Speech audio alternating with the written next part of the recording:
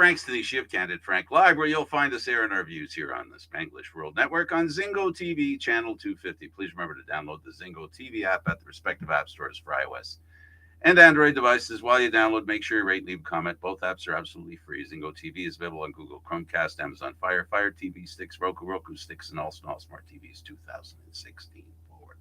Now on Candid Frank Live. Joining me, of course, is Aaron William Freeland.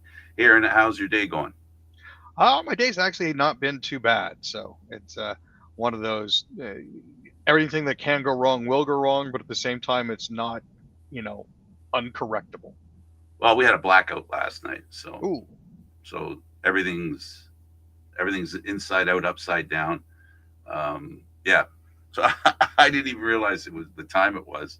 My clock in the kitchen said, "You got another 20 minutes, dude." Okay, thank you. So gotta love it. I made dinner, put it on the table, mixed it all up. Just about to grab a forkful, and I get a call from Aaron. Hey, you coming? You could probably eat live on air, and I don't think anybody would notice. I don't know what that says, but okay. Uh, it's all good. It's all good. It is what it is. All right. You know what? Maybe we'll save the shenanigans to the end again, Okay, and we'll start with sports. We'll go in soft and go out with a bang. Um, excellent. um, I guess the biggest thing that I don't see here that we're going to mention, but I'd like to talk a little bit right off the top. Look up women's college championship. Yep, I've got the bracket, and they're at number 28. Oh, I So, got you there. Okay, fair enough. So let's go with the yep. NBA, the Raps, and talk about how the Raptors once again lose. Well, I know everybody was laughing at Detroit earlier in the year for their particular losing streak, and it being the longest in NBA history. It does appear as if the Toronto Raptors have decided that they would like to challenge that.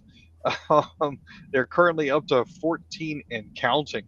Uh, you know, um, Barrett led all scorers with 28 points as the Raptors lost to the Lakers 128 to 111 on Tuesday. It was his first time playing in an NBA game since his young brother Nathan passed. Barrett also added 6 assists and 6 rebounds as Toronto, at 23 and 52, lost its 14th game in a row. The Raptors' record for longest losing skid is 17 consecutive games, set during the 1997-98 season. I'm not sure if the idea is to try to get back to that or to beat that, but they're doing a good job of working their way into position for a better draft pick, at least. Well, this is the result of the old abandoned ship theory. You know, a lot of players have. I'm not sure. Yeah, do we really know that these players were not willing to stay in Toronto, or do we know they were actually willing to stay in Toronto and management decided to send them on their merry way? Is this an opportunity, as does happen sometimes? You know, Masai has proven that he has an affinity for building a winner. Um, but one thing we learned about building a winner, you know, there are a lot of teams that lose, get high draft picks, get really good players, sometimes even generational players, and don't go on to win. There are a lot. Most of the teams fit that definition. It's not often because you only have one winner a year. Everybody's trying something, but a little percentage of them are successful. One in whatever 30 plus teams, depending what sport you play. So the Raptors are going on a kind of rebuild. You know, they've decided who their key players are, and now they're going to try and build around them. And temporarily, they've gone out of their way, you know, to bring in Canadian kids.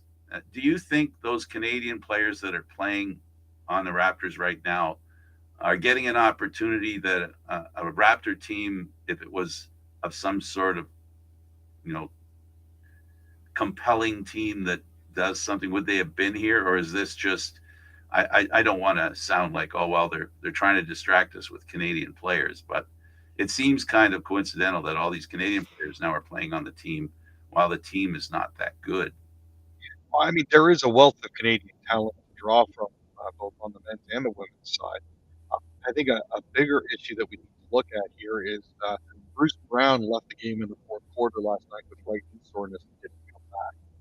Scotty Barnes is out with a left hand fracture. Jacob Huddle has a left hand torn ligament. Ochai Agbaji has a right hip contusion. Chris Boucher has a partial MCL tear. DJ Carton has a right ankle sprain and and Jonte Porter is out for other matters. So that's a goodly chunk of their bench and their starters that are currently on the sidelines. Uh, it doesn't really help their cause, obviously, with all of these players hurt. Uh, but at least at this point here, they have an opportunity to see what their bench players can bring and to see what sort of depth they've got there. I think at one point this season, Grady Dick was the longest tenured Raptor to be playing at one point. Now, the Raptors signed him last year. So he's been down with the 905 doing work there, but at one point this season he was the longest tenured Raptor, which I think definitely says something about the issues that the team has currently been fighting through. Absolutely, injuries are a factor, but injuries also, if one is to be looking for ways to solve problems, one wonders why some teams have more injuries than others. And, what is it that the team is doing and the way they're handling the players that, I mean, coincidence and incidental information or incidental situations happen. But when it's a lot of players, it raises questions. And I'm not suggesting anything other than, is there a way that teams can handle the way they train, the way they practice, and the way they play to minimize or mitigate injuries? It just seems sometimes when a team gets injuries, they seem to get so many more. You know what I mean? Like in every sport, it seems there's always a team or two that seem to, and one wonders why that team in particular has all those injuries. But that is something to worry about. But let's face it, these guys are professionals, right? And it's the Raptors are an NBA team. They should be able to work with what they've got, but they really have had trouble winning any game. That's the issue that you hear behind this microphone, is that as bad as they are, they're not even good enough to win a game or two here or there. It must be frustrating for the season ticket holders, the people who go to see the game live. It can't be a pleasure. It must be very frustrating for them. I haven't been to a game this year, so I can't tell you what the atmosphere is like at the games. And I can imagine the team is ready to be disappointed. The fans, I should say, are ready to be disappointed in the team. And here's the thing. I think the injuries tend to compound themselves because every player that's brought out there pushes harder and tries harder and tries to do that extra little thing that might get them a little more noticed. And that can lead to players taking risks that they may not necessarily have taken. Being in the position that they're in and thinking to themselves, well, this might be a contract year. This is my last chance to shine for these guys. And the next thing you know, well, you've done something to yourself that doesn't quite work. And it's the same thing for any team sport. You're always going to have that one player that's going to try to push himself just a little bit further than his body will let him. And it compounds. It doesn't help that they're visiting the Minnesota Timberwolves today. The Lakers are continuing on their East Coast swing with a stop in Washington, D.C. But yeah, it's one of those situations where things just keep on happening, and I don't know how they can break the streak. I mean, at this point, why not go for it, right? And if they're not healthy, how do they judge the players they have moving forward? Yeah, that's the other thing. That's the other problem. The gift that keeps giving. Okay, let's get out of the NBA and the Toronto Raptors and let's talk some more basketball. This time NCAA March Madness, and let's start with the women. The compelling story there. I'm just basically looking at what we've got on the brackets here. South Carolina is going to be playing Iowa for a shot. South Carolina is going to be playing NC State, and Iowa is going to be playing Connecticut. So this is a great opportunity for those basketball programs to shine. Christy Clark has been absolutely fantastic and just shooting the lights out. It's one of those. There haven't been a lot of upsets really on the women's side. You're looking at 1-3 in the round of 4 versus 1-3. I think this is a glorious opportunity for the sport. I'm hoping they get a lot more airtime than they have been getting lately. They're getting airtime, Aaron, and people are watching. Over 20, I think it was 20 million they were talking about, if I remember hearing today. And they even are, toe to toe with some NBA playoff games and even championship games. They had 20 million plus watching the game. So the women are finally getting the attention they need and deserve. And mostly, it's because they're being put out there in the same way that the men are being put out there, and they're being given an opportunity to shine and show what they can do. And Clark is an amazing player, totally amazing. And the stuff that she's doing, she's hitting three pointers from half court, short of half court. She's an amazing player. She's literally taken her team on her back, and they're doing a great job. Let's talk about the men now. What's happening there? Wow, we've got some really interesting matchups coming out of that. You got number 1 Connecticut versus number 4 Alabama, and on the opposite side, you've got number 1 Purdue versus number 11 NC State. They have been bracket busters the entire way through. I know they completely screwed me. Texas A&M was another one that helped. They weren't supposed to beat Nebraska, but here we are. And watching number 13 Yale upset Auburn before losing to SDSU. It's one of those things where you try to put together the best bracket you can. I think there's maybe 2 people that have a shot because so many brackets have gone the way of the dodo. But I am glad to see NC State in there. Yeah, and you know what? It's amazing how well, it seems when a program has a grip on something, they do a masterful job of maintaining it. And NCAA basketball has a history of that. Great teams that dominate year after year after year, even ones that came up as surprises and then end up being dominant. Sometimes the bracket busters, it's an introduction into their greatness and how good they are, and how good, in fact, they'll be. So, what we'll see for anybody who has that bracket, if theirs is intact, it's a pretty unique bracket that you've got going on. That's for sure. Let's go to football in Canada and talk about, of course, the Canadian Football League. Let's start with the Lions. So couple signings here that I think people will want to keep an eye on. They've signed American wide receiver Desmond Patman and American running back Damari Crockett to their training camp rosters. Patman, 6'4", 225, was a 6th round selection by Indianapolis in 2020. Played 10 games over 3 seasons with the Colts while hauling in 4 receptions for 45 yards and a touchdown. Crockett, 5'10", 225. Most recently attended training camp with the New York Jets back in 2023.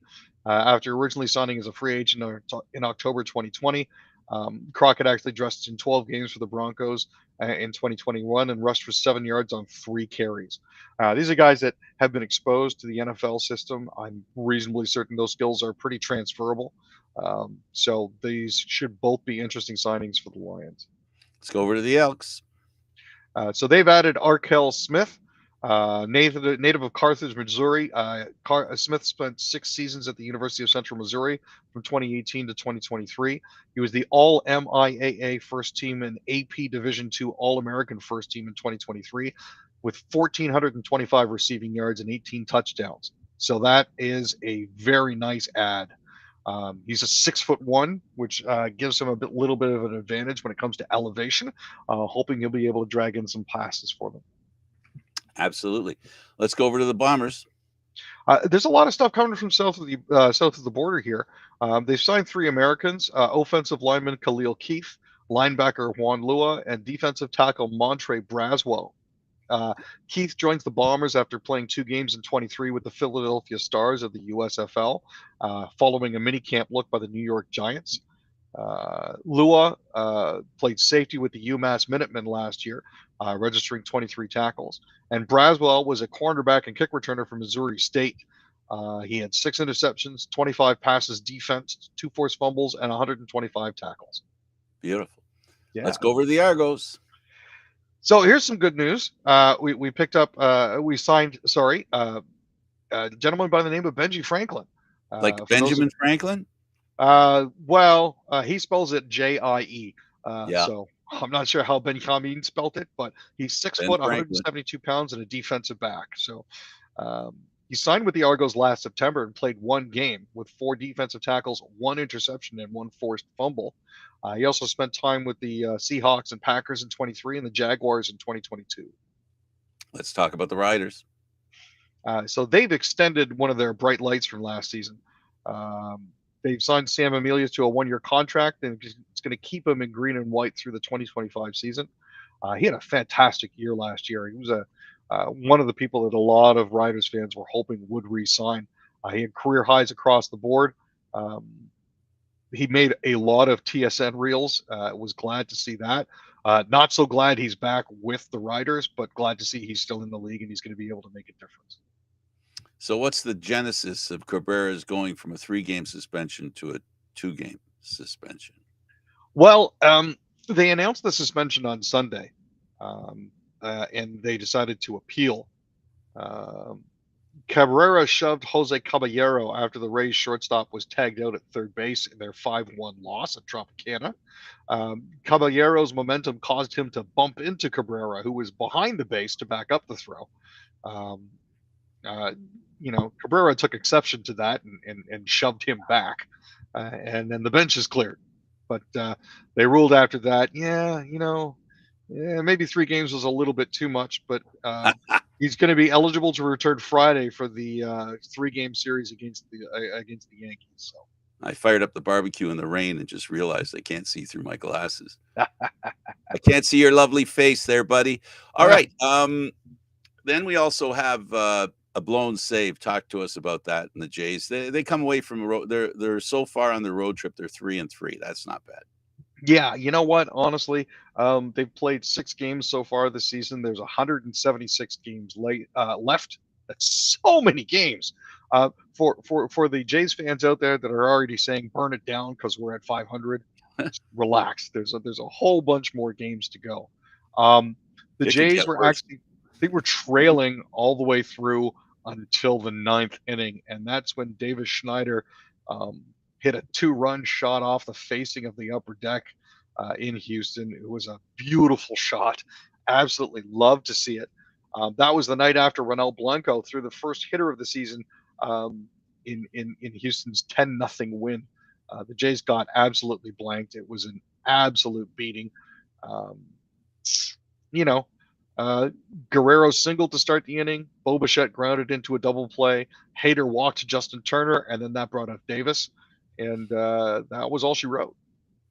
Yep. The only wins I think the Astros have are against the Blue Jays so far this year. So the Jays have been very kind to them, but, a really good team. They're not pulling in all the little stunts on how to win games. And, Houston has a reputation. Well earned, I might add. Let's go over to the ECHL and the Growlers, Newfoundland Growlers, that is. Yeah, this was rather unfortunate. Basically, DSE, who are the owners of the Growlers, failed to live up to certain financial obligations with the city of Newfoundland and with Mary Brown Center. As a result, the ECHL has terminated their membership. This will mean that all Newfoundland Growlers players will be made available to other teams. There are only 6 games left in the schedule. But according to a statement from the team, due to unforeseen challenges, and while a discussion was put forth to salvage the future of both teams, there's a second team involved here. We'll get to that in a second. Only the continuation of the Trois-Rivières Lions was approved by the EACHL, and as a result, the Board of Governors has voted to terminate the league membership of the Newfoundland Growlers. Growlers players with ECHL contracts will become UFAs. those with AHL contracts are ineligible to finish out the ECHL season. Refunds for the remaining 3 home games will be automatically processed by the box office at Mary Brown's. That's a shame. Yeah. As a follow-on to that, let's go over to the National Hockey League and let's Okay. talk about the Habs moving forward. So Caden Gooley recently received a suspension for slashing Travis Konechny from the bench. Basically, what happened is while Konechny was skating by the bench, Caden Gooley reached out and slashed him with his stick. Konechny acted like he'd been poleaxed and grabbed his wrist and was yelling in pain. And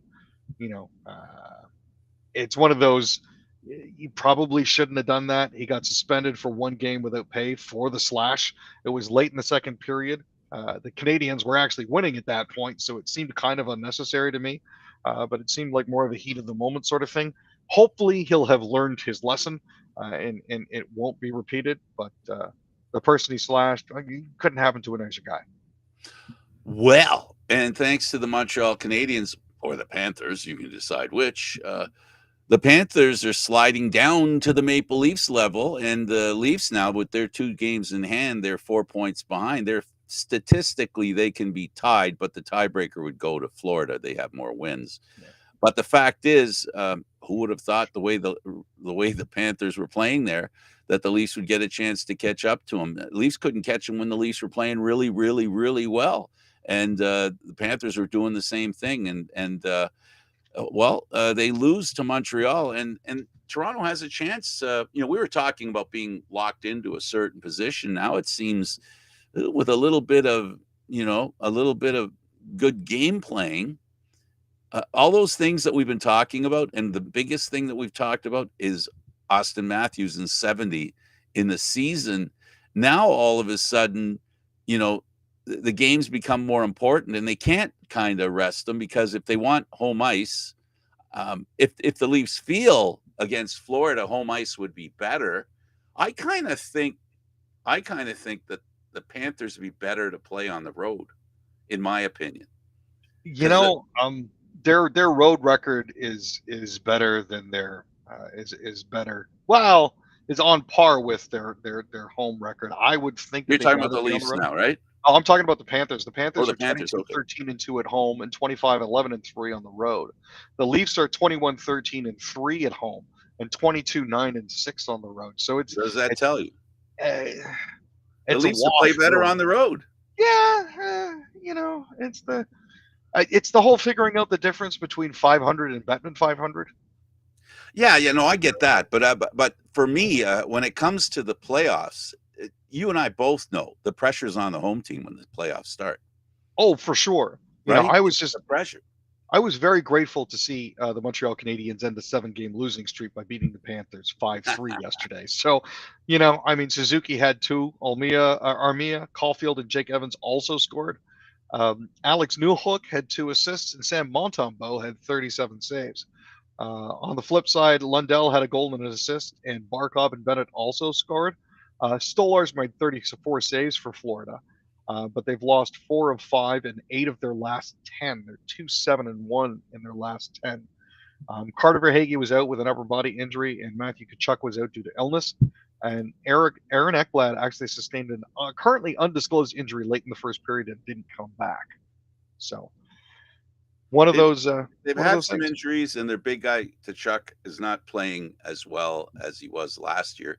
At least going into the end of the season, he's scored 2 goals in the last 13 games or something like that, and he's a guy who should be, half the games he should score. He's a 45-50 goal scorer in as far as his ability is concerned. The reason I'm looking down at my phone, guys, is because I'm thinking also about the fact that you've got the Panthers, right? That I just talked about how the Leafs could catch them. They got 2 games in hand. Now, of course, you've got Tampa, who were on a tear, right? But now they have 89 points. I don't think they'll catch Florida. The Leafs can, but I don't think Tampa can catch them.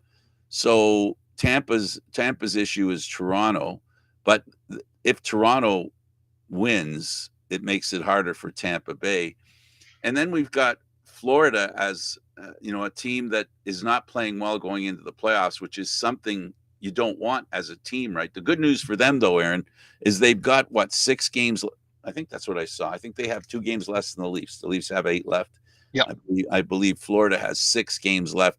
This is around the time Florida has to figure things out because you don't want to go into the playoffs flat, unless they have this switch like they had last year, where they snuck into the playoffs and blew the Bruins out, and then beat the Leafs and rolled to the Stanley Cup final. It's going to be interesting. Good, really interesting finish to the season. no, most assuredly. I mean, at this point, Tampa Bay does have 8 games left. That's 16 potential points there. They could end up with 105. So it is entirely possible if the Bruins and the Panthers go completely in the tank. It's entirely possible for Tampa Bay to find themselves comfortably in a playoff spot with the Leafs on the outside looking in. Past history has been any indication. Look at it. At the end of last season, we played Florida a few times. We did well. We kicked their butt. You're going to make yourself and Leaf fans freak out. Just so you know, I want to point this out first, because I see all the blood pressure testers are out now for the Leaf fans. The Leafs just need to win one more game. They're 1 point away from eliminating Detroit. No, and that's all that really needs to happen at this point. I mean, Boston and Florida have both clinched. New York and Carolina have both clinched. Tampa, Washington, and Detroit are still fighting it out for the last wild card. That's in the East. Dallas and Colorado have clinched. Vancouver has clinched. But Edmonton, Vegas, Nashville, and Los Angeles are all still scrapping for the last couple of playoff spots in the Western Conference. So this is where things get really interesting. And I mean, Minnesota's helping their cause too. With their recent win over Ottawa, they got the 2 points they needed to try to keep themselves alive. So they're trying to win their way in, and it's entirely possible that we could have a logjam. The problem is, neither of these divisions have looked particularly awesome. So we'll have to see how the Leafs' concern, if we look past Tampa Bay, the Leafs' Yeah. concern are 2 teams, Detroit and the Islanders, who respectively would, winning out, they'll have 95 and 96 points. The Leafs sit at 95 points. So those 2 teams, the Leafs can get an X beside their name. They just need to win one. I didn't look at the tiebreaker. I believe, let's see, they're at 37 and the Leafs are at 43. Yeah, they could do the tiebreaker. Detroit, they could, if they win out and the Leafs lose out. But the chance of that, as bad as the Leafs can be, well, heck, as bad as any team can be, I just don't think they're going to lose 8 in a row. I just don't think that's going to happen. So I think the Leafs are in, and just for me, the only question that's coming up in my mind is where the 2 Florida teams in Toronto sit. That's the only concern if you're a Leaf fan. The only curiosity, I should say. It shouldn't even be a concern, because really, playing Florida or Tampa, right? They beat Tampa last year. Tampa played really poorly at the beginning of this year, but they've improved drastically. So they're a better team now, I think, than Florida is at this very moment. And so for me, it's just a pick 'em, Aaron. It really doesn't matter which team they play. Playing Boston, the only thing about playing Boston is that Leaf fans would love the idea, and I'll ask you, it would be really nice to eliminate Boston, wouldn't it? It really would. But and hear me out here. I'm hearing. I would much prefer it if some other team eliminated them. So you mean like last year? Yeah, Oh boy, I suspect a lot of bruises on you right now. I think there's a few bruises that you're referring to. Let's move on to other Canadian teams in the National Hockey League, and let's talk about the Senators. So the Senators unfortunately couldn't pull out a win against Minnesota. As I mentioned before, the Wild managed to get the couple of points they needed to keep themselves in the hunt They're currently sitting with 81 points behind St. Louis and Los Angeles, fighting for the last wild card spot. With the 8 games that they have in hand, um, they're setting themselves up for a late season, very very strong late season push. And a good idea for them. Late Oh, for season's sure. a good idea for them. They could do something, and there's a lot to be said for drafting higher, but there's also a lot to be said for developing a winning, you know, attitude. That matters too, right? That's one thing that Ottawa has not been able to do, and that is win consistently. We'll see how the rest of the season goes. Let's talk about the Jets now, and one of my favorite players on the Jets, Cole Perfetti. So Perfetti and Connor both had 3-point nights. Um, Perfetti had 2, and Kyle Connor added 3 assists as the Jets kind of snapped a 6-game losing skid with a 4-3 win over the LA Kings on Monday. I know that there has been a bit of concern with the way that the Jets have been playing as of late. They're 4-5-1 in their last 10 games, so it's been a bit of a slide down the standings to third in the Central for them. But it was important that they get that win. Los Angeles is still fighting for the second wild card spot. They're 3 points behind the Nashville Predators at this point, and they're on a 3-game losing streak, 5-5-0 in their last 10. Absolutely. Let's talk about the Flames. There's a team that, boy, I wish better for them, man. Their fans have really been put through the ringer. Their fans really did deserve better. Killorn scored twice. Troy Terry had a goal and 2 assists, and the Ducks, the lowly Anaheim Ducks, with only 54 points, managed to snap their losing streak, a 5-game losing streak with a 5-3 win over the Calgary Flames. Mason McTavish and Cam Fowler rounded out the scoring for Anaheim, while Olin Zellweger had 3 assists for his first career multi-point game. Lucas Dostal, the bane of the Maple Leafs' existence, made 21 stops as the Ducks won for just the second time in their last 14 games, 2-11-1 in the past 14, which is just an ouch. Kuzmenko had 2 goals. Yegor Sharangovich also scored. The Flames have lost 6 of their last 7. They find themselves in a rather unenviable position here of being stuck in kind of a no man's land. They're ahead of Arizona, Anaheim, Chicago, and San Jose in the West, which is nice, but at the same time, not. Um, so we'll have to see how they finish off the season. They've got 8 games left to try to make something of it. Yeah, they're in the middle of the pack of the no playoff group. Yeah, that's well, it is what it is. Let's go over to the Oilers, who are just ahead of the Maple Leafs. Now, remember, this is the team that was terrible the first month, couldn't win a game. I mean, they really set themselves up for a rough comeback. But with 95 points now, 6-2-2 in their last 10. They unfortunately couldn't beat the St. Louis Blues. Brandon Saad scored in overtime. Heartbreaker, really. 209 into overtime. Braden Shen scored twice, and Jordan Binnington stopped 36 shots to help St. Louis improve to 8-2-1 in their last 11. They're 3 points behind Los Angeles for the second wildcard spot in the West. Edmonton, meanwhile, is sitting comfortably in second place in the Pacific. They've got 9 games left. We'll have to see what they can make of it. Now let's go to the Leafs. We talked about injuries. Morgan Riley is ready to play today. Marner maybe on Saturday. Yeah, Mitch Marner was upgraded from day to day away from being day to day last week. It looks like Morgan has recovered from an upper body injury and will be available for today's game against the Tampa Bay Lightning. He's missed 4 games, sits 5th in team scoring with 7 goals and 44 assists in 65 games. Marner probably won't play today. He could be an option when the Leafs visit the Habs on Saturday. Calle Jarnkrok with a hand injury remains sidelined, along with Timothy Liljegren with an unspecified upper body injury, and Joel Edmondson, who also has an undisclosed injury.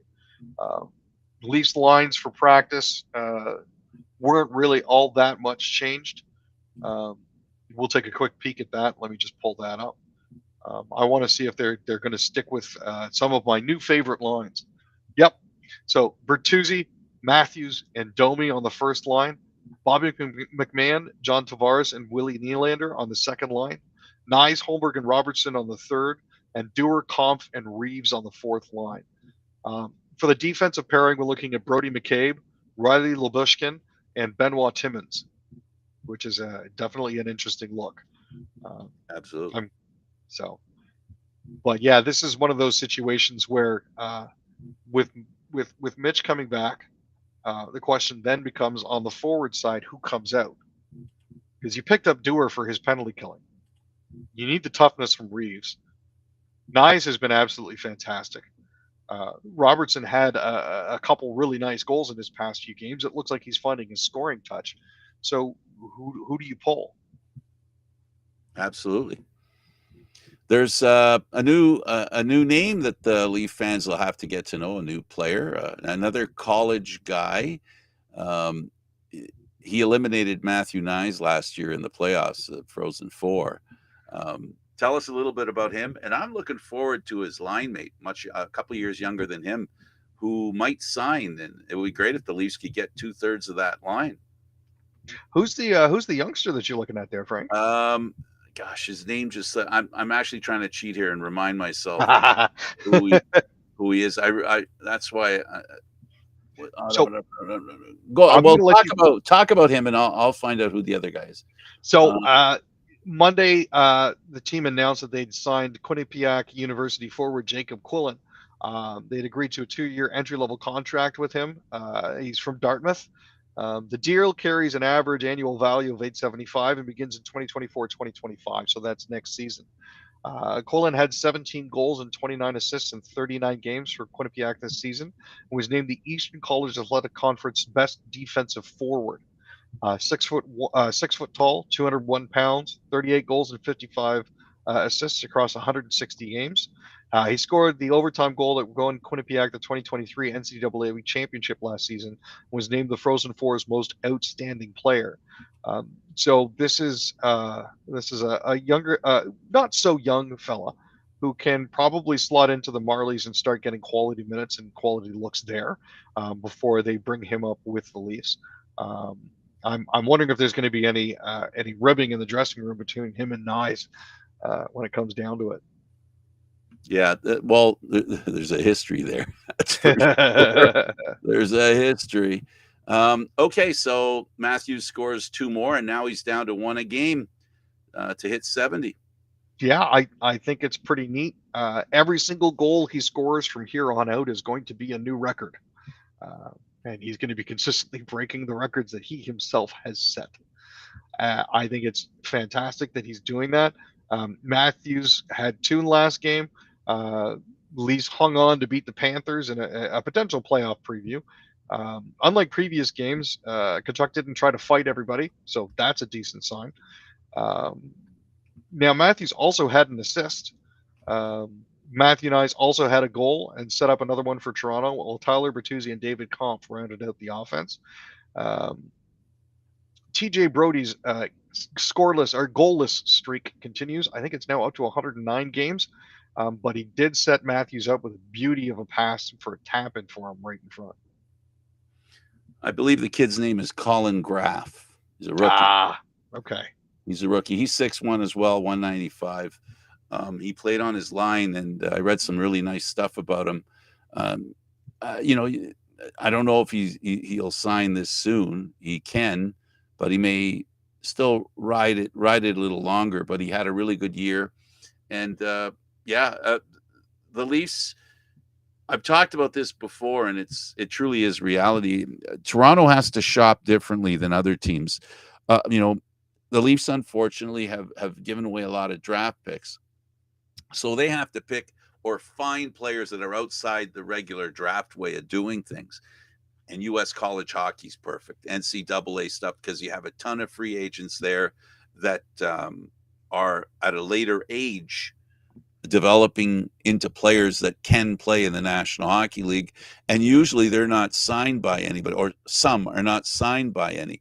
And if you can get a couple of those, pan a couple of those diamonds in the rough, and Quillen is one of them, and Graff is another who hasn't been signed. He's a free agent as well. When he decides to go to the National Hockey League, I'm sure he'll get he'll be somebody people will be going after. He's had more success than Quillen early in his first year as a rookie. Quillen had a tough go at the beginning, but he's developed into a really good player. And you've talked about why the Leafs, believe in this guy and want to sign him. He's a smart player as well, and that's something that it has merit when you want to pick a player. Matthews, sorry, go ahead. No, I was going to say 22-23 actually. Graf with Quinnipiac in 41 games had 59 points and only 4 penalty minutes. So this is something that you're definitely looking for. He seems to be one of those players that isn't afraid to go net front, and he also isn't afraid to dish. So he's like nice. He loves to play in, like, he's a closet possession guy. He can possess the puck in the closet. You know what? Playing out of a phone booth is a good skill to have in the NHL. And it's a skill that helps in the playoffs, because usually that's how everybody plays in the playoffs. They're all in a phone booth, right? The ice shrinks in the playoffs, right? There's less room. Players are quicker, smarter, and you've got to be a lot more deft with the puck. So he'll be, I hope they get him too, because the Leafs need good young players, and this is one way to get them, where, the draft isn't really going to help the Maple Leafs that much. But that doesn't mean the few draft picks they have can't pan out. They've done a good job of drafting well with the few picks that they do have. So there's a lot of pressure on them to do that. So, sorry, I interrupted your Matthews thing. So you think he can do it? Get 8 and 8? I'll be honest with you. I think the biggest hurdle for him was getting to 60 again, especially after the offseason that he had 40 goals offseason that he had last year. At this point, I know that they were trying to feed him. I'd like to see him just get out there and have a little bit more fun with it. You know what I mean? Yeah, no, and I think that what you're saying that you're not saying out loud, that you're hinting at, is that he has to play in a way that he doesn't like. He needs to have some energy left for the playoffs. He can't leave it all there, to get to 70. He needs to, appreciate the fact that he's scored the most goals that he's ever scored. He's scored the most goals that any Leaf has scored. So it doesn't matter what he finishes with. He did something great this year. He can always work on it next year. And, he had a really fast start. And as fast as his start was, he really hit a rut soon after. I was joking about a 240 goal season the way he started, right? Well, it didn't quite pan out that way. So as far as I'm concerned, he finishes with 63, 64. That's a nice number, because the ultimate thing is he passed 60. Exactly, and he's done it now twice, so that's great for him. I think it would be funny if he ended with 67. I think that would be appropriate, especially for Maple Leaf. Ooh. Hey, come on.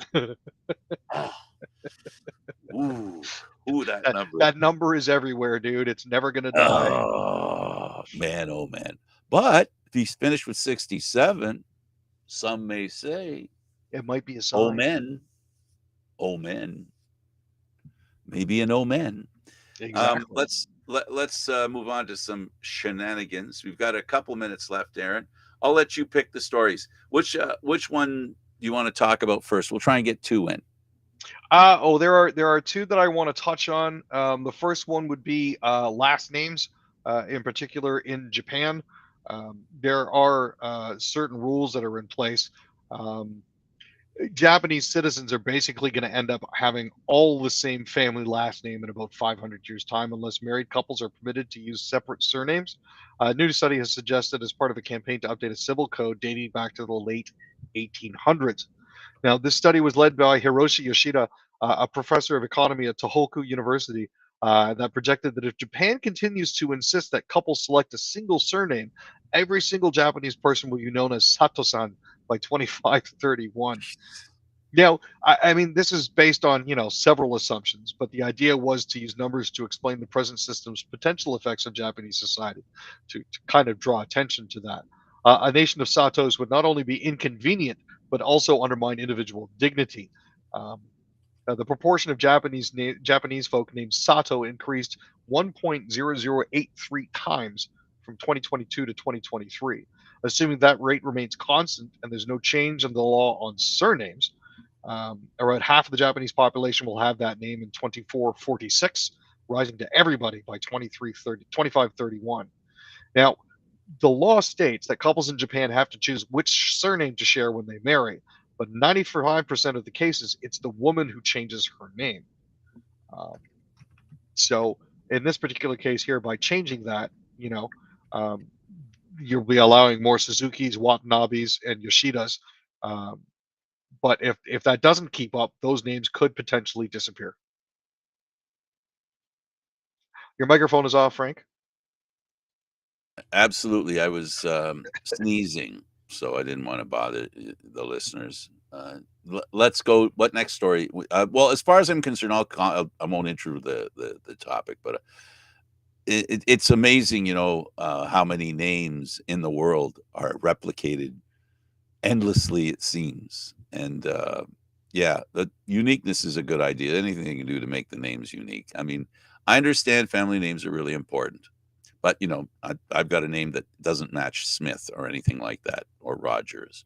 So for me, I'm more than happy with the uniqueness that I have. Next story. Give us a twirl. So NASA has been tasked with developing a new time zone for the moon called Coordinated Lunar Time. Because of the different gravitational field strength on the moon, time moves quicker there relative to Earth, approximately 58.7 microseconds every day. That may not seem like much, but it can have a huge impact when trying to synchronize spacecraft, especially when it comes to, stuff in space. The U.S. government hopes that the new time will help keep national and private efforts to reach the moon coordinated. Professor Catherine Hammonds, who's Scotland's astronomer royal, told BBC Radio 4 that this fundamental theory of gravity in our universe has an important consequence in that time runs differently in different places in the universe. We've already seen examples of this where astronauts go away from the Earth and come back seconds, maybe minutes younger. But the fact is that difference does exist. But if you have an atomic clock on the moon, it's going to tick at a different rate than the clock on Earth, but at the same time will be easier for international space agencies to coordinate. So, seeing as we're trending outwards, it's not necessarily a bad idea. So for those of you that may be asking yourselves, what's the big deal? Well, it's the same way we talk about dog ages. Yeah, exactly. Right? We age at different rates. And that raises questions about what happens when, and we know it's going to happen eventually. We know we're on our way to doing that. That is inhabiting other planets, and how that'll affect aging, on other planets. Because you've raised that issue. I've never really given that a thought, but I guess now that thought has creeped into my head, so I'm beginning to wonder if I want to live longer. Do I do it on the moon, Mars, or Canada? I'm thinking once NASA actually comes up with it, just for convenience's sake and just to be a pain in the butt, I should probably go with the coordinated lunar time. It's actually kind of appealing to me as opposed to being beholden to different regions of North America for time. Okay, we've got a little more time. We had a slow start today, so it turns out we have a couple extra minutes. I'm going to pick one. I want to go. Because Trump is one of my favorite people to talk about, and he's suing the other co-founders of Truth Social. Who saw that coming? I mean, let's be honest here. It wasn't a question of if, it was a question of when. Yeah, and you know that it wasn't going to be when the value of it was at its highest. It's at the other time that it would become an issue. So, because he's not a loser. Ask him; he'll tell you. Now, and here's the thing. This also stems back to when they were initially trying to take Truth Social public back in 2022. There have been a couple other individuals who have been affiliated with this case who have actually, I believe, been found guilty of insider trading with regards to this sort of thing. But he's accusing the two people that were most directly under that with United Atlantic Ventures. That would be Messrs. Litinsky and Moss. and basically saying, they failed everything spectacularly. Um, but yeah, after Truth Social lost approximately $5 billion over the course of the last week, it was only a matter of time before you saw something like this happening. Now, I know there's an agreement in place that says that Donald Trump can't sell his shares, but that doesn't stop him from buying other people's and then selling them, which I believe is how he managed to get the money that he needed for the bond for $175 million.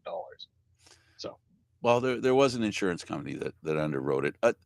As far as the way he does business, we know that he and his family have used charities to try and make money. They've cheated at charities.